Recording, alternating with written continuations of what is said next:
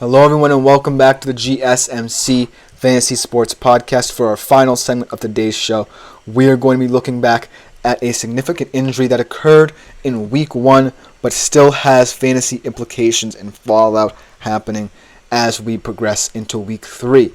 However, there is a kind of good news around this situation if you are a Green Bay Packers fan.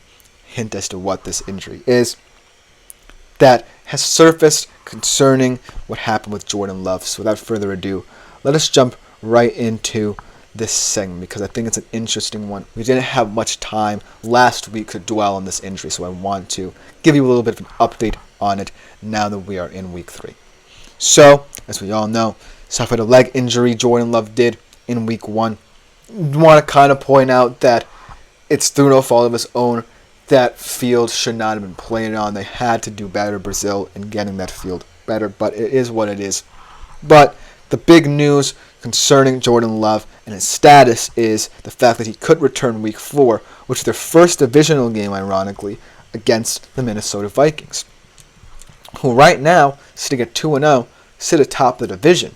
So, if Jordan Love is able to return in Week 4, that is a huge game in terms of not just getting him back to full speed, but also to get back into the division, and also in terms of potentially seeding in the future if both of these teams potentially end up as wild card competitors. Now, the reason why I think a lot of people might have glossed over the Jordan Love injury is because it happened so early, and it's because the Packers kind of projected to have a lighter schedule than most. They didn't necessarily have to worry too much about any kind of major injuries early in the season. It was kind of sucky to lose to the Eagles in Brazil, but it was kind of a weird game in that regard. They did get that win against the Colts, which is very big for them going forward, and they play the Titans, which leads me to the irony of Malik Willis being their backup quarterback and the fantasy implications that he presents as well. So, the thing about Malik Willis was, like I said when we were mentioning him about the waiver wire, right? He was someone who stayed ahead of schedule in this game, didn't turn the ball over, most importantly, which is all you can ask of a backup quarterback. He has 12 for 14 passing, 122 passing yards, 12.88 fantasy points. If you are potentially looking at him for this game, I don't know. If you're in a deep league, you could be.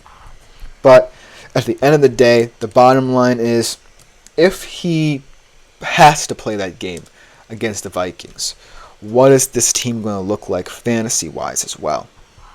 Because if he plays against the Titans, I think that game could be about the most even we'll see this week, because he kind of knows the system, the Titans. Yes, it's a new kind of coaching regime, but he kind of knows the system. And Matt LaFleur seems to have gotten the best out of him, seems to know what he's comfortable with, seems to have a game script for him, almost exactly set out to utilize the best of what he can be. And if it's, just managing the game, being safe, playing safe football, then that's what it is. But it does leave questions surrounding the receiving core, which is always going to be the big question, especially about a loaded receiving core much like the Green Bay Packers, where you don't necessarily have a wide receiver one that you can point to and say, I'm always going to start you in fantasy. Now, the thing about this week's game against the Titans is that there are a lot of ways that you can take advantage of the Titans through the air. I think that, Josh Jacobs owners will be pretty happy that he had over 150 yards in that game. But at the end of the day, let Malik Willis have freedom, at the very least. I think that you might be shocked if Malik Willis gets a little loose, because he has a lot of good traits to be a good passing QB. He's not just someone who can just sit back there and manage game.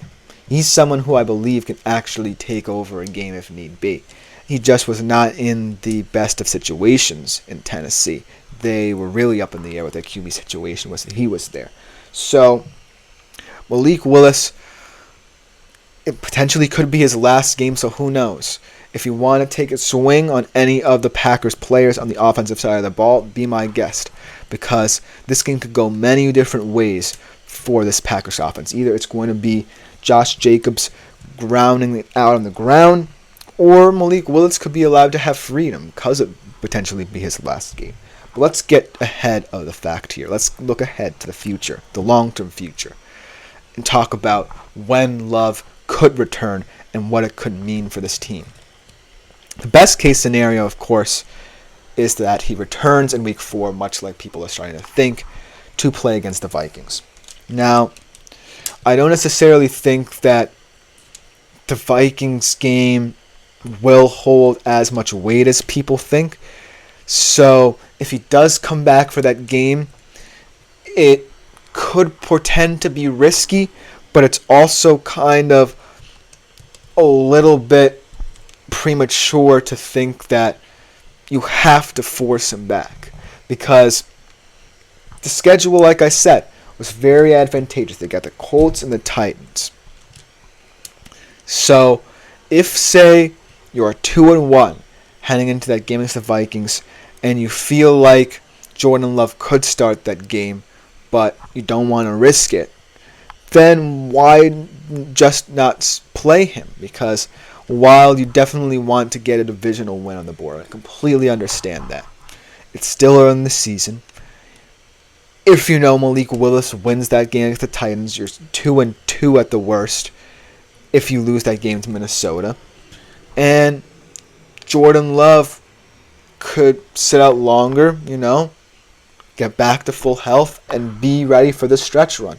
So, you have to pick your poison here, I think. So obviously, if you're a fantasy football manager and you have a number of Packers players on your team, the best thing you would want for them is for Jordan Love to be out, because he gives them the best opportunity to get good fantasy stats. But the fact of the matter is, you can afford to, if you're the Packers, have Malik Willis out there and run more game managers games than, risk potentially having Jordan Love not play to the best of his abilities, coming back prematurely from injury. So, the Packers have now become a long-term team, looking ahead to the long term of the season. Now, the reason why the hope and optimism surrounding the timeline can be positive for Jordan Love is because of the fact that there's a lot of questions about the Packers receiving room now.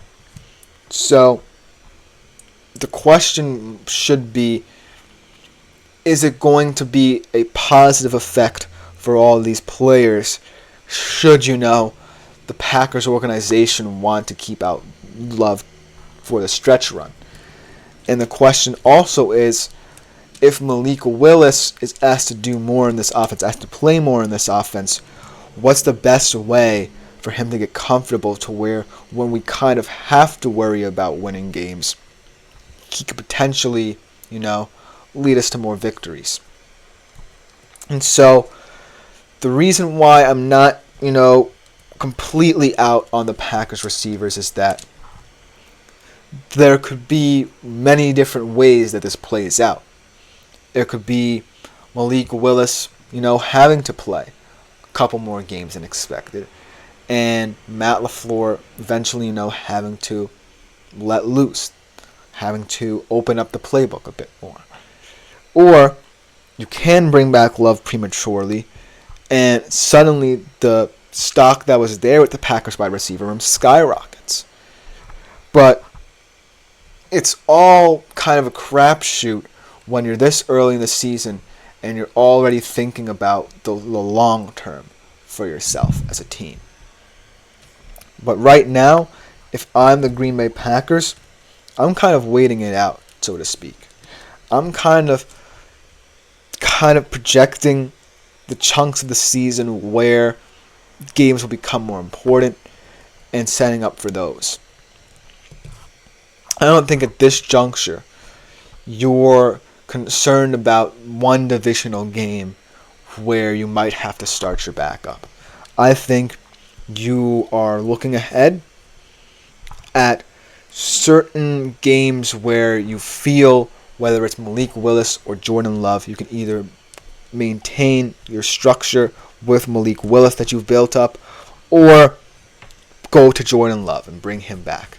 So it's going to be interesting to see if, the shortened timeline surrounding Love does plan out, and he does project to play Week 4, how the Packers handle it. Because while Malik Willis doesn't offer a lot of fantasy upside in terms of what he brings to the Packers offense, he is still serviceable, and I think that Matt LaFleur knows what he has in him now. He knows at the very least he can win you games. Most importantly, he's someone who doesn't necessarily have much pressure on him because of how early this injury came. So it's going to be a very interesting situation, especially considering the fact that I don't think Jordan Love needs to rush into this or rush back for the Vikings game. But at the end of the day, it's all about fantasy implications, right? Because you know what the Packers can be without Jordan Love, and you know what they are with him. But let me know what you think in the comments. But that will just about do it for this show. Thank you all for tuning in. I've been Chris Shepard. This has been the GSMC Fantasy Sports Podcast. Continue to like, follow, and subscribe to the show in the network. Also, continue doing a fantastic job of leaving tips, donations, questions, comments, and concerns. The Super Chat, Super Thanks, and Super Stickers features on YouTube. You all have been fantastic today. Tune in tomorrow, same time as always, 3:30 p.m. Eastern, for another edition of the GSMC Fantasy Sports Podcast. Thank you all. Shepard out.